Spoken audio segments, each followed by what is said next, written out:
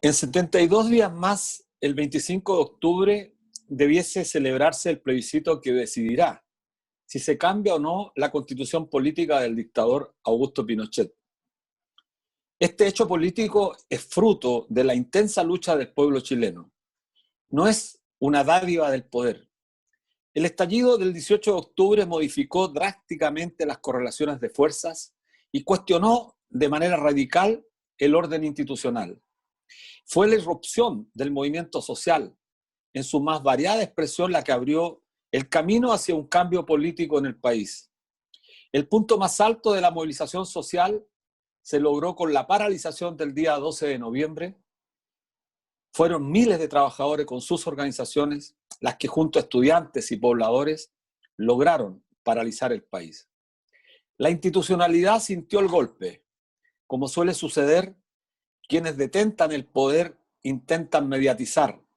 No permanecen inertes cuando sienten que ese poder es acechado por la multitud y está en peligro su continuidad.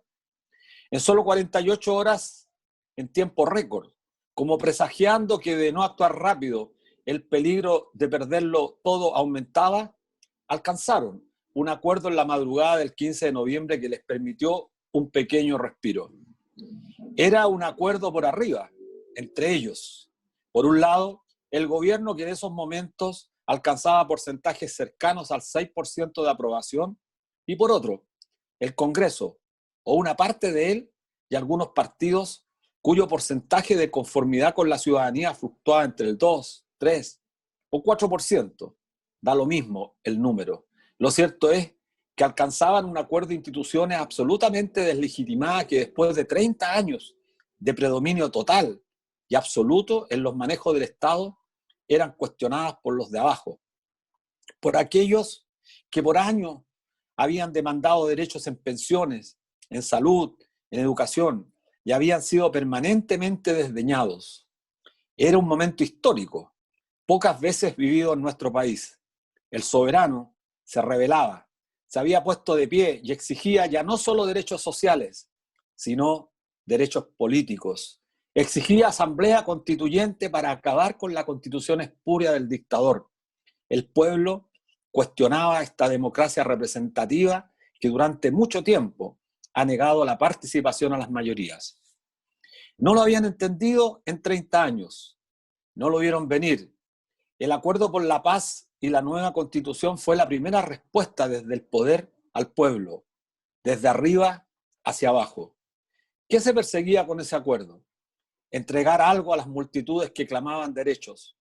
La historia muestra que no siempre el pueblo movilizado consigue aquello por lo que lucha. Depende de muchos factores, entre otros, de que quienes dirigen o les representen lleven adelante sus demandas de la manera más genuina posible. El pueblo pedía asamblea constituyente y el poder entregó convención constitucional. Había que escamotearle parte de sus demandas. Fue la manera de apaciguar las aguas. Una parte de quienes se entregaban a la lucha social en las calles entendió esto como una tregua, como una forma de avanzar políticamente. Lo vio como un pequeño triunfo arrancado a los sectores más reaccionarios del país que por años se han resistido a introducir cambios estructurales al ordenamiento jurídico y político.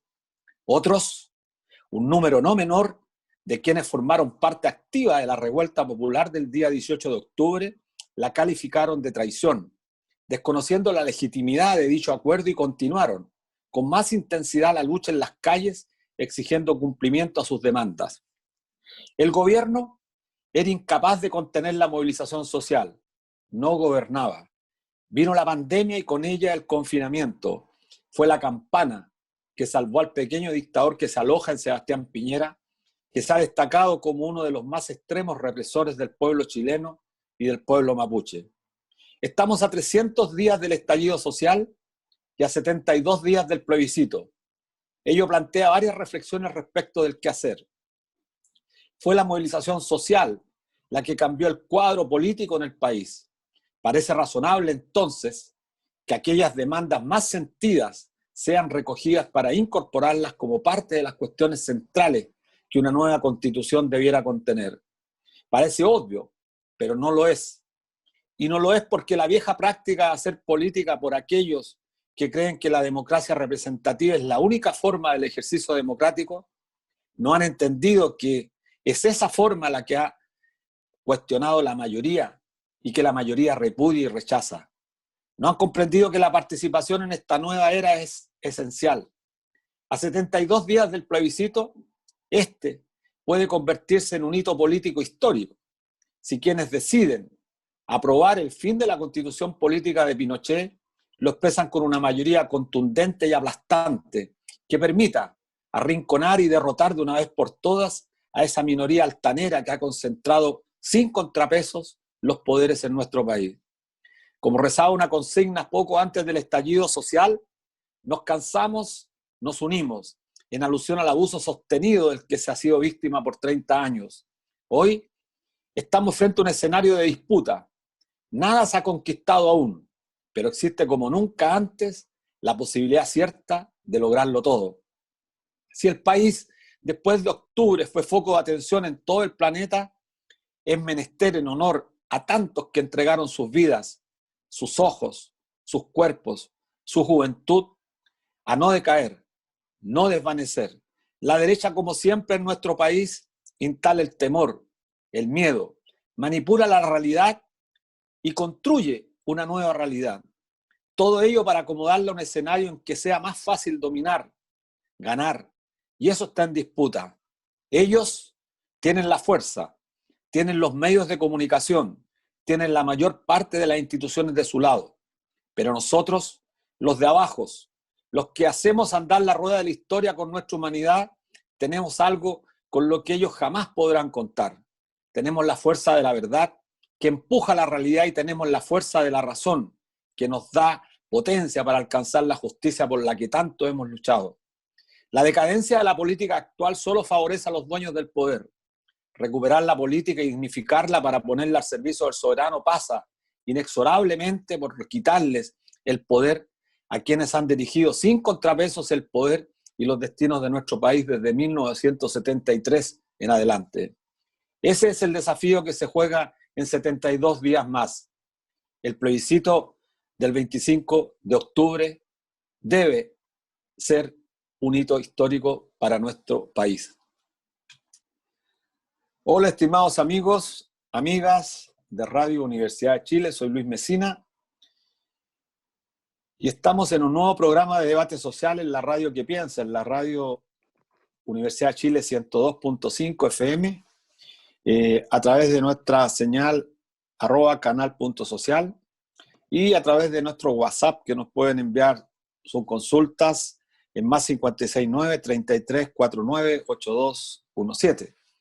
Y bueno, como siempre, como toda semana, con nuestra querida amiga Ana Muga, que está en la dirección del programa, y con Miriam Campuzano, que me acompaña en la conducción de este programa, que queremos de paso agradecer a todos nuestros auditores que ya por más de un año nos confieren su confianza a través de la sintonía. Así que Miriam, ¿cómo estás? Mucho gusto verte, ¿cómo estás? Hola, saludar a todas y a todos quienes nos acompañan, nos honran con su sintonía en el programa de todos los pobladores, los trabajadores, debate social en la 102.5 Radio Universidad de Chile. Síganos en el fanpage @canal.social. Esta transmisión se está pasando por Facebook Live también de Punto Social. Respecto del editorial bastante elocuente de tu parte, y sí, pues, recordaba en mi cabeza que en menos de 2 días hicieron este gran acuerdo por la paz, desde arriba, sin escuchar los movimientos sociales, sin escuchar a los estudiantes, a los pobladores, y donde la gente, el común, demandaba, como tú bien lo decías, una asamblea constituyente, no una convención constitucional, y se dieron estas alianzas, y como nunca los vimos trabajar hasta la madrugada, nuestros senadores, diputados y al Congreso. Pero hasta hoy siguen operando de la misma manera, o sea, lo estamos viendo en la reforma de pensiones, lo estamos viendo en la reforma de la ley antiterrorista, lo estamos viendo con la comunidad mapuche, lo vemos con la represión que existe de un lado, y lo vemos también en algo que nosotros seguimos mucho, que es la campaña de lavado de imagen a las administradoras de fondos de pensiones, queriendo aducir en esta especie de contradicciones que tienen los gobiernos, que vienen desde el ministro Mañalich, que vienen desde el ministro Briones, que dicen una cosa y al día siguiente declaran todo lo contrario. Y ahora pretenden instalar en la mente colectiva de que las AFP estaban de acuerdo con el retiro del 10%, cuando nosotros fuimos testigos, todos los sectores, los pueblos, las provincias, fuimos testigos efectivamente de que para ellos era fin del mundo, se ardía Troya si se metía las manos por primera vez, y sin duda yo creo que eso, junto al plebiscito o al debate que se está dando en la ciudadanía sobre la constituyente, que esperamos con mucha fe que el 25 de octubre se llegue a buen puerto, son los hitos más importantes en todo este periodo post-dictadura. Entonces, sí. Sí, mira, no, yo sí, creo no que es creo que sea relevante. fácil. Sí, es relevante lo que señalas. Creo que es importante que la ciudadanía no pierda de vista un poco la realidad, de forma tal que la manipulación con la que suelen intentar transformar la realidad los que han dominado nuestro Estado por más de 40 años no lo logren. Y bien dices tú, hoy día hay una campaña, ya completó una semana, una ofensiva muy fuerte de las AFP en todos los medios de comunicación. Antes de ayer había prácticamente cadena nacional el señor Fernando Larraín, que fue un, yo diría, rabioso, porque incluso tenía baba en la cara, en la boca, no sé si tú lo viste, que la gente lo comentaba, rabioso, rabiosamente decía que esto de sacar el 10% era un atentado. Bueno, pero ¿qué decían los empresarios de este país? Si la gente no debe olvidarse, los chilenos tenemos un problema y creo que es deber de todos estos medios, estos programas, recordar. El recordar implica no perder de vista lo que ocurre en el pasado reciente, de forma tal que no creer en los cantos de sirena de esta gente. Mira, Evelyn Matei dijo se va a incendiar Chile si se retira el 10%. El ministro de Economía, el ministro Palacio, dijo este es un populismo. La SOFOFA, la Confederación de las Producciones, Nicolás Izaguirre, Rodrigo Valdés, los ministros del gobierno de la presidenta Bachelet, con una furia. Bueno, ¿qué ha pasado? Todo lo contrario. La economía se está reactivando, la gente está dedicando su 10% al consumo, a comprar mercadería, a pagar las cuentas de la luz, del agua, a comprar gas, parafina, etc. Y algunos han comprado lavadoras, estufas, televisores y con una... Aquí muestran su doble estándar, pues hablan de la libertad y se meten en las decisiones de las personas comunes y corrientes. Así que es muy importante lo que tú dices, Miriam, y creo que la gente tiene que tomar conciencia. Sí, respecto de las compras impulsivas de nosotros, yo creo que primera vez, alguien se lo escuché esto, primera vez el trabajador común y corriente siente que tiene un ingreso digno, que tiene 1 millón que disponer para pagar sus deudas, para darse un pequeño gusto. Y nosotros, bueno, todos saben, yo soy representante de los trabajadores del comercio, de un sindicato de Walmart, y nosotros hacemos bromas de repente y decimos Walmart se volvió a coludir con la ministra, porque Walmart le pagó para que dijera esto, porque increíblemente sí, efectivamente se están disparando la venta de los electrodomésticos en las grandes tiendas de esta cadena. Entonces, pero yo creo que no va a pasar desapercibido el tema de las demandas de muchos sectores populares que se plasmaron aquel 18 de octubre en la Plaza Dignidad y que llevó efectivamente al cambio de la Plaza Baquedano por la Plaza Dignidad.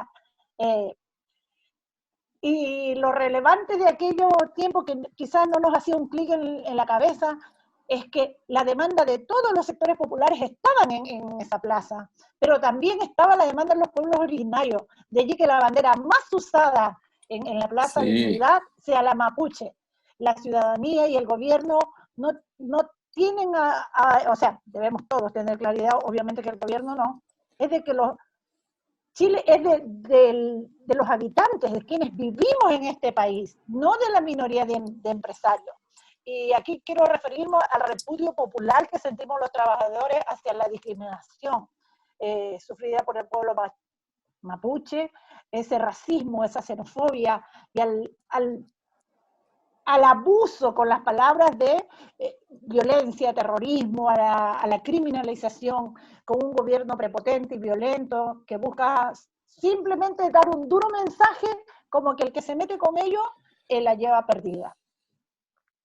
Sí, miren, en ese sentido me parece relevante tocar el tema de la represión brutal que se ha ejercido por parte del Estado contra el pueblo mapuche, nuestros hermanos, y especialmente el caso, el tratamiento que se le ha dado a la huelga de Celestino Córdoba, que es gravísimo, porque aquí están enfrente de ellos tratados internacionales que Chile está desconociendo y que le reconocen al pueblo mapuche ciertos derechos.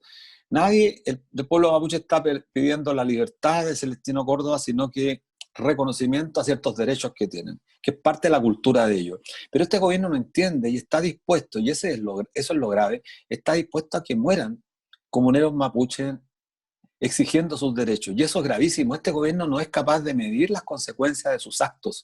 Estamos frente a un gobierno absolutamente, yo ya no creo que sea solamente calificarlo de incapaz, sino que además un gobierno absolutamente indolente, un gobierno inmoral. Porque cuando digo inmoral me refiero concretamente a transgredir aquellas cuestiones que son parte de la convención que los chilenos, las chilenas, y digo Chile porque este es el país, habíamos establecido como cuestiones fundamentales. Le asignamos cierto valor a ciertos actos de la conducta humana. Y este Piñera con su gobierno lo quiere transgredir. Quiere transgredir lo que es fundamental, la solidaridad con nuestros hermanos mapuche. Es tal el nivel de descaro, pero aquí están también formando parte los empresarios, que quieren anteponer a la solidaridad y el individualismo. Lo hacen en las AFP, pero también lo hacen con el pueblo mapuche. Es decir, está instalada aquí en el paradigma dominante el concepto de la individualidad, el ráscate por tus propias uñas. Y nosotros tenemos que confrontar esto con la solidaridad de nuestro pueblo, con la solidaridad de la gente sencilla, de la gente común y corriente, de la gente que trabaja, de los trabajadores, de las trabajadoras.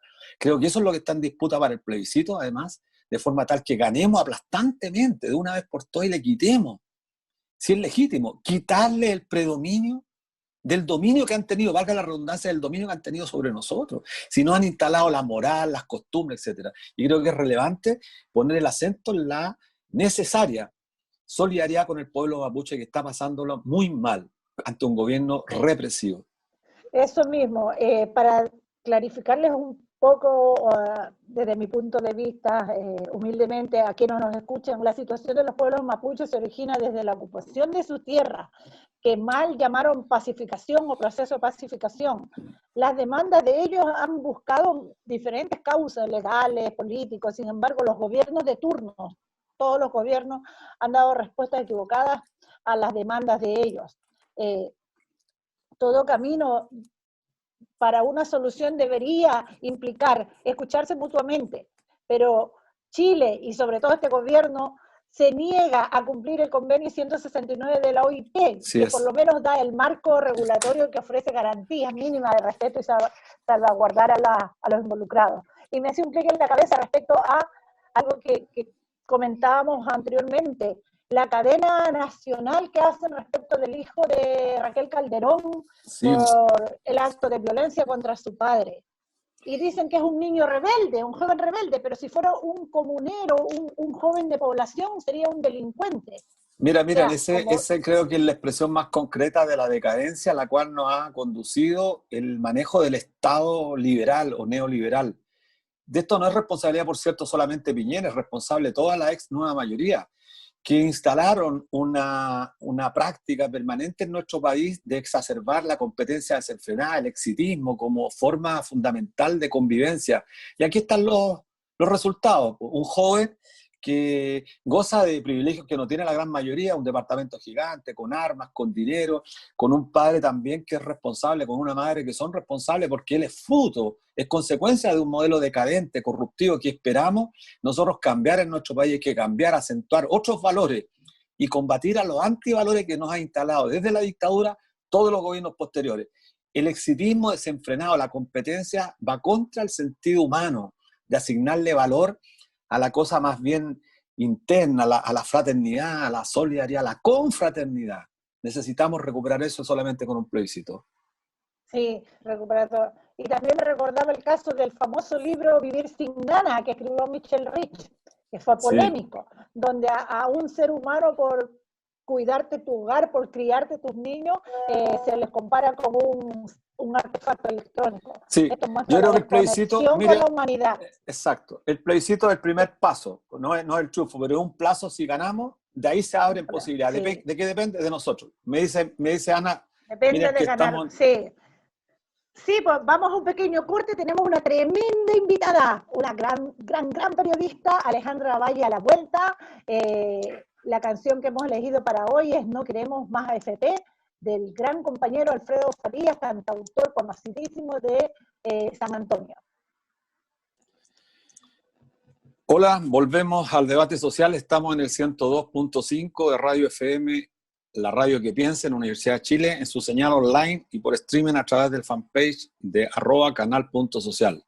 Hoy tenemos como invitada a la periodista Alejandra Valle, muy conocida por su trabajo en matinales y en la crítica de espectáculos en la televisión, y que hoy se encuentra abocada a un nuevo proyecto en el matinal de La Voz de los que sobran, junto al abogado Daniel Stingo y a Mauricio Jürgensen, donde revisan temas de interés ciudadano y capturan día a día una sintonía que sorprende por el aumento masivo del público que devela, entre otras cosas, que el interés por escuchar desde perspectivas distintas es una necesidad tan importante para nuestro país. En su Twitter te presentas diciendo: soy porteña, periodista, feminista, madre, esposa, amiga, ñoña, nací chicharra y moriré cantando en permanente desconstrucción. Sí, pues yo apruebo. ¿Cómo estás, Alejandra? Un gusto de tenerte en nuestro programa de Debate Social como todos los días viernes. ¿Cómo estás? Muy bien, muchas gracias por la invitación. Me encanta poder conversar con ustedes, siempre es un agrado, así que feliz de estar aquí con mi ñoñez y mi aire del puerto. Qué bueno, nos alegra mucho. Bueno, me toca partir a mí, después va a entrar nuestra querida compañera Miriam Campuzano. Una primera pregunta, no pudimos comprobarlo, pero nos contaron que tú iniciaste tu carrera como periodista con una columna muy comentada en La Nación Domingo. Periódico que salió en los 90, que sacaba reportajes de investigación bien golpeadores. Ahí tenía su famosa columna Pedro Lemebel y otras plumas destacadas de nuestro periodismo, de nuestras comunicaciones. Este fue uno de los últimos medios de prensa escrita independiente que hubo en nuestro país. Ese efectivo que trabajaste en La Nación Domingo, ¿cómo fue esa experiencia mirando lo que estás haciendo hoy día? Y bueno, vamos a discutir un poco más el rol de los medios de comunicación hoy día. ¿Cómo fue esa experiencia, Ale? Sí, es verdad, es efectivo. Éramos un grupo muy unido, muy entretenido, con muchas ganas de informar bien. De hecho, yo estaba cuando se hizo esa polémica portada que se llamaba Las caras civiles de la dictadura. Y de hecho, tanto así me marcó que todas mis redes sociales son Silicon Valley, y ese era el nombre de la columna que yo tenía. Era una columna que era muy esperada por el mundillo. Silicon Valley, buen nombre, espectáculo. Sí, pues hablaba como, mezclaba como los temas que tenían que ver con la moral, podríamos decirlo, con las libertades individuales, de cierta manera, junto con tocar algunas cosas de la televisión y los entretelones. Era un juego lingüístico que tenía que ver con mi apellido, obviamente, y como con la silicona del espectáculo, ¿no? La falsedad. Sí. Un poco. Eso era lo que queríamos develar en ese momento, y era bastante literario, y dependía un poquito del jefe si iba más hacia lo erótico o hacia lo cagüinero, por decirlo de alguna manera. Claro. Y lo pasé muy bien, porque era un tremendo equipo, aprendí muchísimo, ahí grandes profesionales, trabajé, bueno, con Mirko Macari, estaba Julio César todavía también, estaba Boris Besama, gente muy interesante y que me hicieron aprender mucho. Qué bien. Sí, también lo pasábamos bien, para que te voy a decir una cosa por otra. Era súper joven, así que lo pasábamos muy bien. Ahora, no partí mi carrera ahí. lamentablemente mi práctica la hice en el Mercurio, porque yo venía de Valparaíso y me tenía que mantener, así que elegí por el lugar donde más me pagaban para hacer la práctica. Y ahí me quedé, o sea, no me quedé, me fui, hice la práctica y me fui, y después me quedé aquí en Santiago y estuve dando hartas vueltas, y en La Nación Domingo ya me instalé cuando yo dejé los diarios y me metí a la tele. Y ahí La Nación fue mantenerme un poco también en la prensa escrita, porque a mí me gusta mucho escribir. Yo estudié periodismo porque me gusta escribir. Qué bien, qué bien. Sí, terminé estando en la televisión porque hablo de corrido, básicamente. Las Y me cosas de gusta la vida, reírme, sí, yo Miriam. creo. Claro. Sí, eso, para allá mismo iba mi pregunta, pues eres A conocida ver, Miriam. por, el, por tu trabajo en los matinales, por parte de la crítica al espectáculo de la televisión. Pero quería preguntarte, ¿cuál es tu relación actual con la televisión comercial hoy? Hoy con los canales abiertos, bueno, ¿cuál es la Súper relación buena que pregunta. mantienes tú con ellos?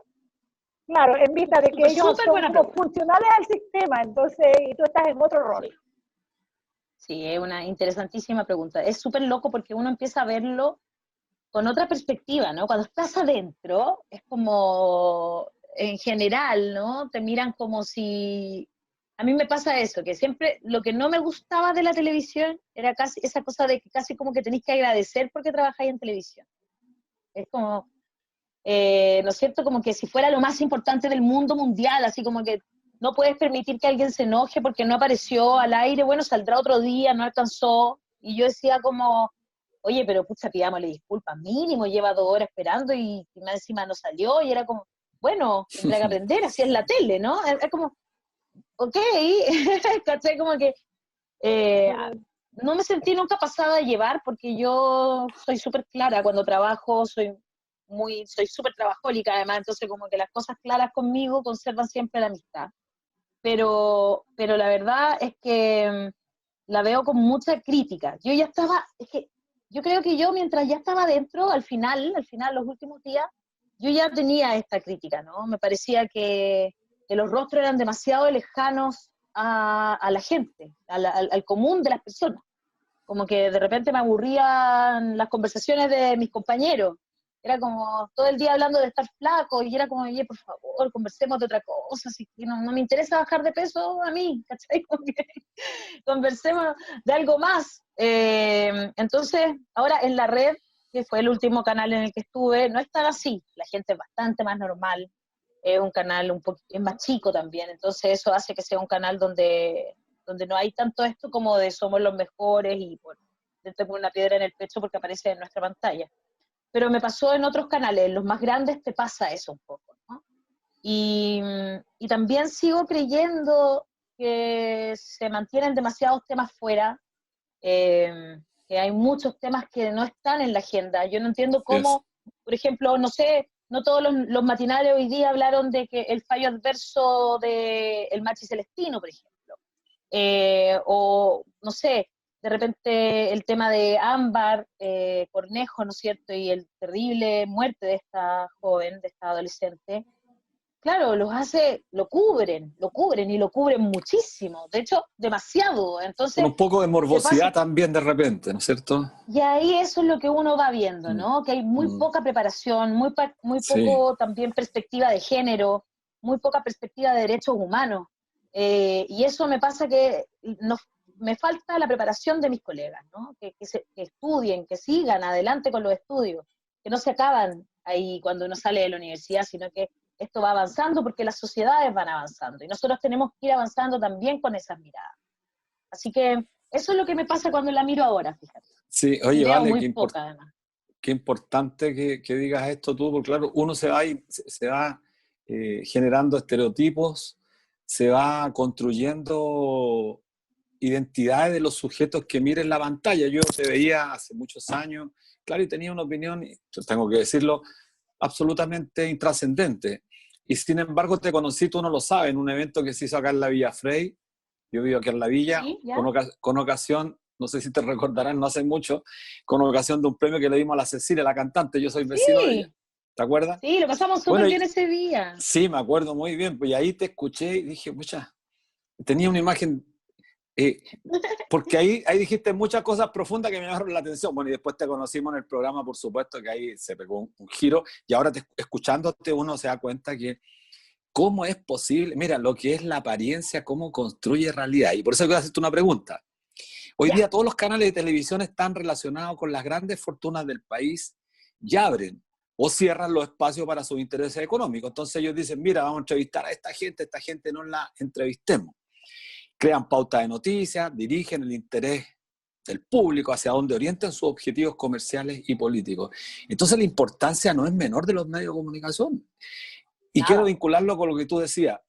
La democracia supone prensa libre. Yo me acuerdo cuando era joven, estudiaba, también decían, mira, uno de los pilares fundamentales en la democracia es el acceso a los medios de comunicación, que estos sean democráticos, que expresen las distintas visiones del país. Pero cuando esto está monopolizado, se produce esto, los estereotipos, la idea falsa de creer que una persona por tal o cual cosa, por tal idea de trabajar en un canal, responde a ciertas ideologías, que es grave. ¿Cómo ves esta dualidad que hay? Esta oportunidad también que está en disputa. ¿Cómo lo ves? Vale. Mire, yo creo que es una tremenda oportunidad. Estoy muy de acuerdo contigo. Yo también estudié y cuando empecé a trabajar me empecé a dar cuenta que eso no era así. Y de repente los periodistas nos encontramos en la práctica con que o no tendrás pega o empiezas a tratar de amoldarte. Yo creo que yo terminé, de hecho, en espectáculos porque me daba mucho miedo estar en política, porque sabía que en un diario como El Mercurio o La Tercera, claro. en algún momento me iba a enfrentar con los editores no de buena manera. Y esta cuestión se empieza a saber y después ya no te... Porque son pocos los medios en Chile al final, ¿no? Los de la prensa más hegemónica. Entonces, yo preferí por eso también irme por el lado de la cultura y el espectáculo. Digo cultura porque yo hice mi práctica en actividad cultural del Mercurio, era mi intención dedicarme más a eso. Yo estudié canto también, estudié música clásica, canto Mira, qué bien, lírico. qué bien. Claro, entonces era lo que me gusta, así como que mi sueño era escribir sobre ópera. Y en Chile hay muchas, te comprenderás. Sí. Terminé hablando sobre otras cosas. Pero sí, yo creo que estamos en un momento muy oportuno. ¿Por qué? Porque la opinión pública se ha dado cuenta de la importancia de la prensa libre. Antes no yo creo que hubo durante los 90, los principios del 2000, era más difícil darse cuenta de eso, porque era muy poca la prensa independiente, claro. No existían las redes sociales, entonces era muy caro hacer prensa independiente. O sea, medios como La Época, como el Diario 7, eran proyectos que se empezaron a hacer muy difíciles de sostener en el tiempo, porque era caro mandar a imprimir, mandar a distribuir. La distribución es lo peor a veces, sí. Heavy, sí. La distribución era lo más importante y lo más difícil. Exacto, y luego que te pusieran los kiosqueros en sus kioscos era súper difícil también. Son un gremio muy unido, un gremio que además genera muchas lucas en ese tiempo, pues ya no tanto. Sí, ya, claro. Entonces, claro, era muy complejo. Pero hoy que existen las redes sociales, cada persona puede ser su propio medio de comunicación. Entonces, ¿qué sucede? Que empieza como a haber un exceso de información, una sobreinformación. Y para eso necesitamos una prensa libre e independiente que pueda corroborar con los métodos que existen, ¿no es cierto?, para corroborar con informaciones verdaderas o falsas, y para ayudar a que la democracia tenga todas estas miradas diferentes. Porque si los medios de comunicación están en manos de estos grandes grupos económicos, digámoslo claramente, por ejemplo en los canales, ¿no es cierto? Canal 13 es del señor Luxich y todo su grupo económico, que por tanto recibe, ¿no es cierto?, platas de las AFP en forma de préstamos, ¿verdad? ¿Cómo van a hablar en contra de la AFP?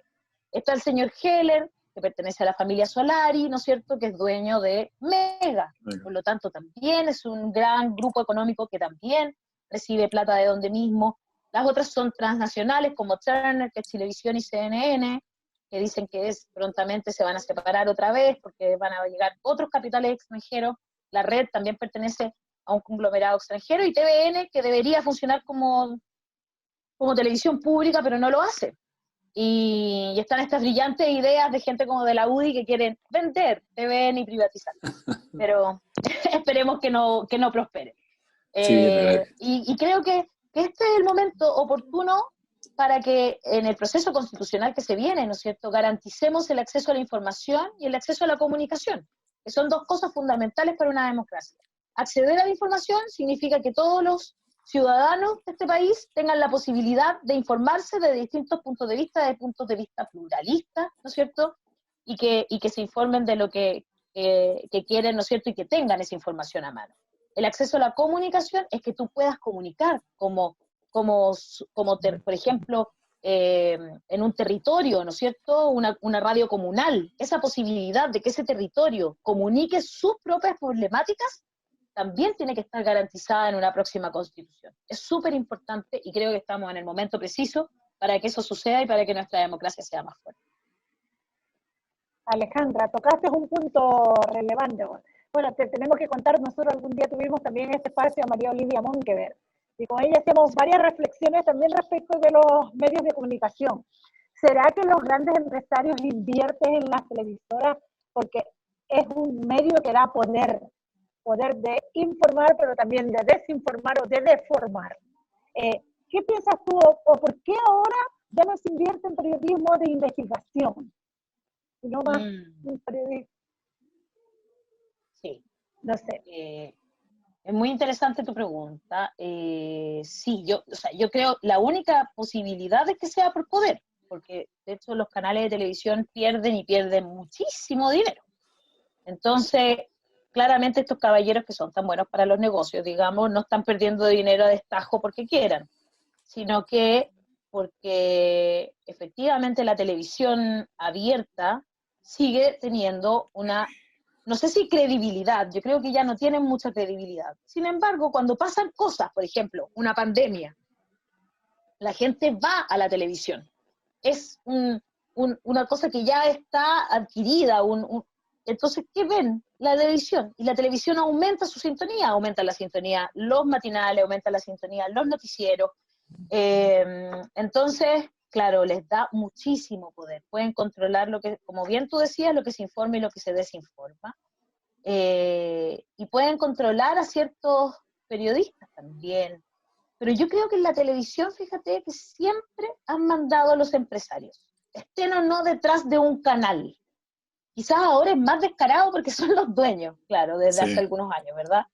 Pero siempre, porque eran la publicidad. Siempre ha sido el auspiciador el que realmente manda al final. En vez de hacerse respetar los canales y decir, bueno, señor, usted no quiere poner publicidad, bueno, no la ponga. Como que eso nunca ha sucedido. Siempre los han dejado decidir por el miedo a perder estas grandes sumas de dinero, ¿verdad?, que entraron en algún momento a los canales de televisión. Y había mucha corrupción también adentro, muchísima corrupción. En general, en todos los canales donde yo trabajé, siempre, porque de repente también eran empresas tan grandes, ahora ya no, porque cada vez son más chiquititas. Las tecnologías permiten hacer televisión con muchos menos recursos. Muy importante, vale, muy importante lo que planteas tú, porque creo que, mira, y además, para nosotros, y este es un programa que ya tiene más de un año de debate social en la Radio Universidad de Chile, es muy importante debatir con periodistas, especialmente cuando son mujeres. Hemos traído aquí también a Francisca, ¿cuántas veces? 2 o 3 veces. ¿Quiroga? A la Francisca Quiroga, sí, que trabaja contigo, entiendo también. Sí, sí. A María la directora Olivia. Sí, a María Olivia Monk. Es decir, las mujeres en este país, qué bueno que resaltemos la esto. Mira, Alematus. también la hemos traído, las Alematus estaban en su mejor, justo cuando empezó ahora la crisis la trajimos, tuvimos la primicia. Muy importante. Mira, qué relevante esto de que las mujeres en el campo del periodismo han jugado un rol destacadísimo. Hay hombres, por supuesto, en el periodo de la dictadura, pero las mujeres han jugado un rol importante porque esto requiere además valentía. Valentía porque podéis perder la pega. Valentía porque podéis perder la pega en la televisión, donde el ingreso es mucho más alto que lo que podrías ganar y perder para siempre el empleo. Entonces yo quiero llevarte a un tema que me parece relevante, porque el programa que están haciendo ustedes, lo he escuchado muchas veces, a veces colocan temas que son importantísimos. Esta semana, mira, por ejemplo, vimos sincronizados a casi todos los canales de la televisión abierta desplegando una campaña para beneficiar o para limpiar la imagen de las AFP.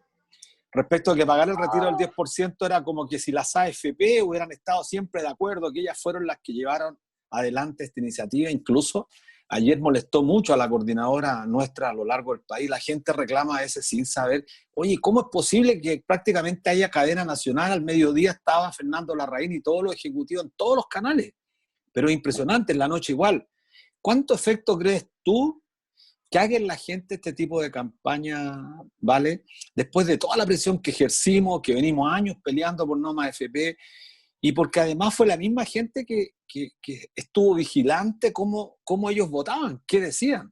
Hubieron páginas en el Mercurio completa de la SOFOFA, la Confederación que se iba a generar un apocalipsis en nuestro país si se retiraba el 10%, y hoy día nos estamos dando cuenta que esto ha generado reactivación económica porque la gente está aumentando el consumo, está reactivando la economía. ¿Qué te parece? ¿Tú crees que en el contexto que estamos a 73 días del plebiscito pueda cambiar la subjetividad, pueda cambiar la conciencia de la gente? ¿Crees que es tan potente el impacto? Hoy día, por lo menos. Ay, qué fue, buena, es súper buena tu pregunta. Yo creo que no es tanto si les damos la pelea y mostramos su vuelta de carnero olímpica, de carnero, como digamos. se dice, sí. Claro, o sea, hoy día lo hablábamos con Stingo, de hecho les pusimos los Comaneci, porque Sí, especialistas en darse unas volteretas. Oye, qué buena, no, pero está buena. se iba a acabar el mundo, ¿no es cierto? Exacto. Se iba a incendiar Chile, dijo Evelyn Matei, sí, pues, en un canal de televisión. Y hoy día también son expertos en dar vuelta y en manipular a la gente. Porque la gente yo creo que tiene súper claro que esto lo ganamos todos y todas desde hace muchos años. ¿No es cierto? La coordinadora No Más FP tuvo las marchas más, con el feminismo estamos más o menos a la par, con las marchas más masivas y numerosas, ¿no es cierto? Y la verdad es que la gente yo creo que tiene claro lo que la AFP nos ha hecho en todo este tiempo, ¿no?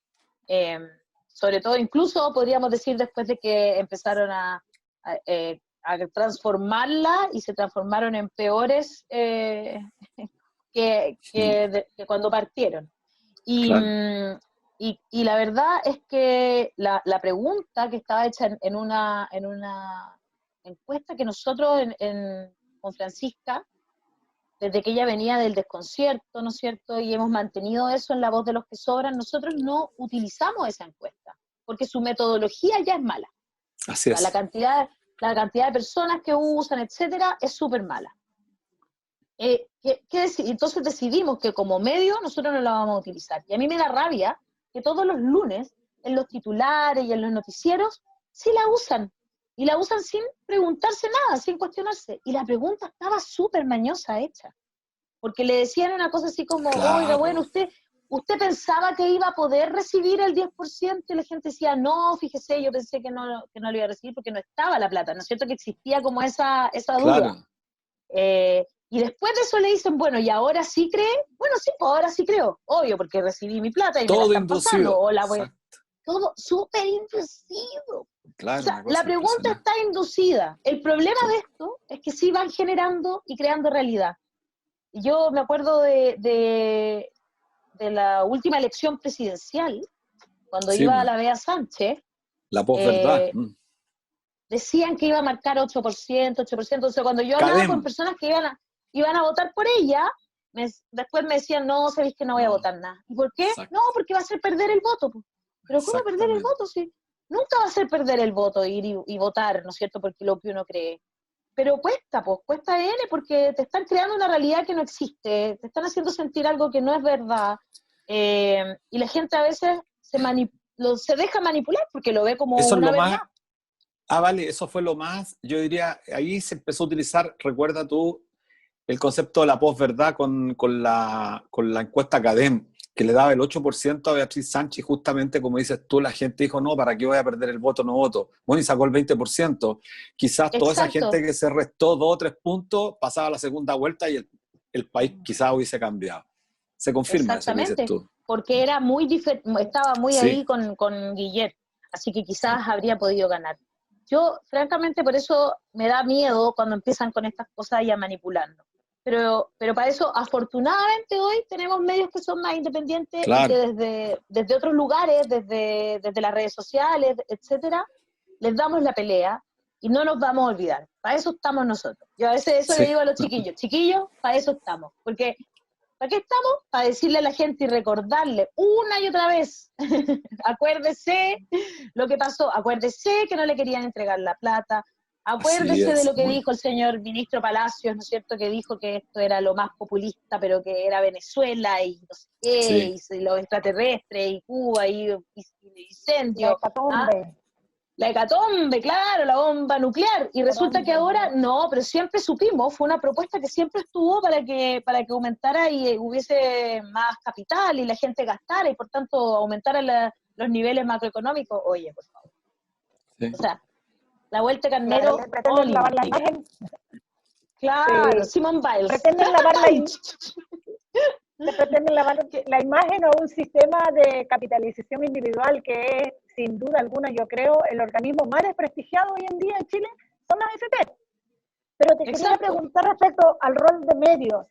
En otro ámbito que también nos golpea a todos los pobladores trabajadores, que es el tema del desconfinamiento, que todos los días están en la televisión, como que ya todo va rumbo a la normalidad, pero que sin embargo no se hace cargo de que no teníamos las garantías necesarias para poner en marcha este proceso acelerado de desconfinamiento, porque recordemos que a Chile llegó la pandemia con muchos meses de desfase y ni aún así el gobierno fue capaz de tener medidas o normas como para frenarlo y dar garantía a todos quienes vivimos aquí. ¿Cómo ves tú el rol de los medios respecto a esta campaña de desconfinamiento, de volvamos a la normalidad, hay que tirarle para adelante, tenemos que salir?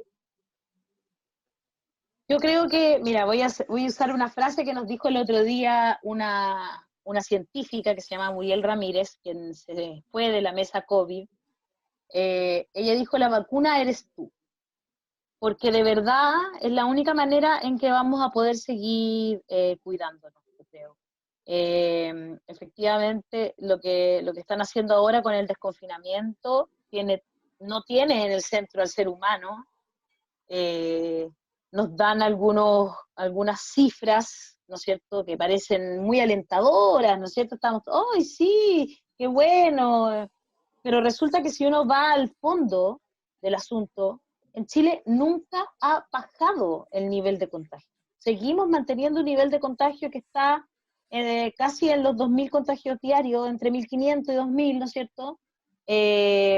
Hay ciudades en que aumentó, por ejemplo, Aysén, que fue una de las primeras ciudades en que empezó el desconfinamiento, aumentó ahora en los números de contagio. Entonces, de verdad que hay que tener mucho cuidado y vamos a tener que empezar a cuidarnos nosotros, porque primero llegamos a la pandemia con un gobierno muy desacreditado, pero hemos vivido esta pandemia con un gobierno ya sin credibilidad. O sea, nadie cree en las cosas que dicen, cuesta mucho. Entonces, ¿qué era lo más importante? De quien guíe en una pandemia tiene que tener credibilidad. Ya que no lo tenemos y no le creemos, vamos a tener que empezar a cuidarnos nosotros. Nosotros, porque una vacuna, oye, 10 años más. Eso todo el mundo sabe que eso es así. Entonces, la única manera es cuidarnos nosotros, ya que no han puesto en el centro al ser humano y han puesto en el centro la economía. Lamentablemente, vamos a tener que hacer eso, empezar a cuidarnos nosotros y nosotras, que somos las personas que sabemos.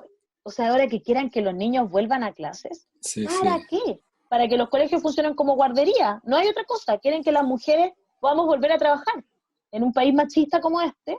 Eso es lo que están buscando. ¿Para qué? Para mantener la economía. Entonces, vamos a tener que cuidarnos nosotros y eso es la realidad. Aprender a convivir con esta enfermedad que es compleja y a cuidarnos entre todos y todas. ¿Cómo es la preparación en este mismo contexto, Vale, del plebiscito y el proceso constituyente? Porque justamente tú dices una cosa muy importante, me pareció interesante lo que dice, la vacuna eres tú. Mira, la vamos a acuñar, vamos a acuñarla. Bueno, siempre se aprende, ¿eh? Muy importante.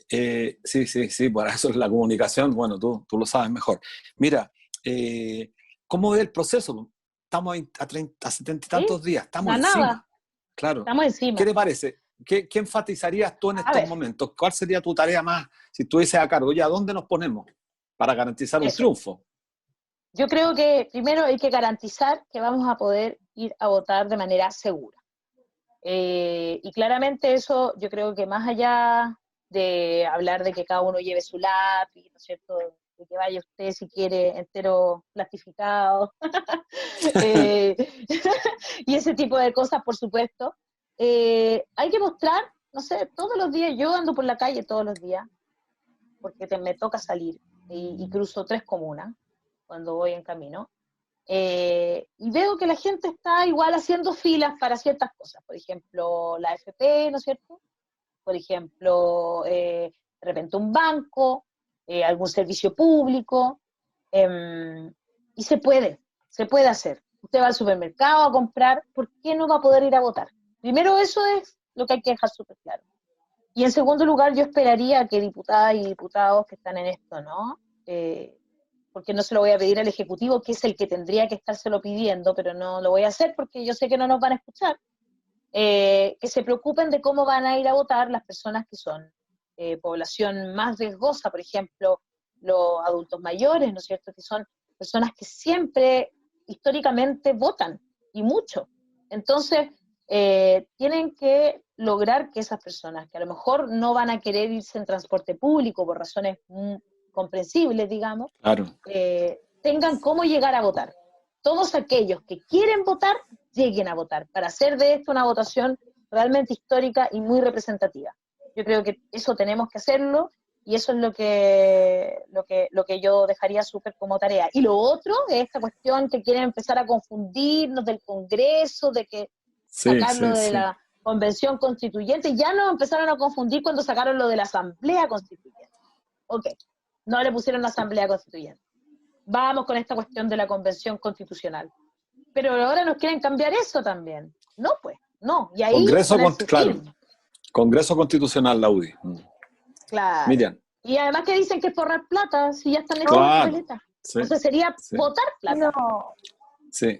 O sea, bueno, yo lamentablemente llegamos al fin de la hora de despedirnos, agradeciéndole pero eternamente a Alejandra Valle, una periodista que la gente adore, el trabajador la sienta muy cercana por el lenguaje sencillo, la manera tan eficaz de llegar con el mensaje. Así que te agradecemos, Alejandra, espero hayas estado muy bien, así que te damos un espacio para que te despidas y muchas gracias.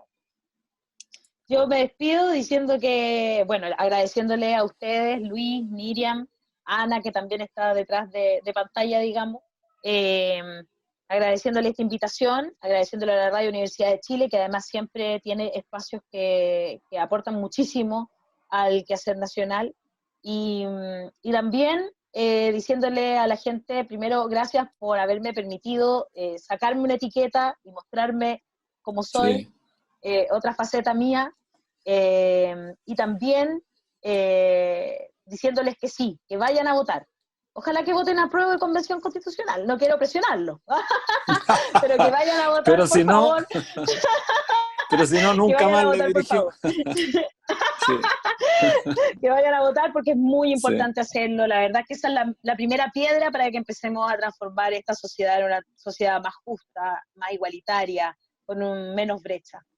Sí, bueno, un placer, Vale, agradecerte. Cada día te valoramos mucho más y qué importante que te hayamos tenido. Así que un abrazo grande y nos vemos con el triunfo del plebiscito del 25 de octubre. Un abrazo. Nos encontramos ahí en el activismo. Gracias. Sí, chao. Chao.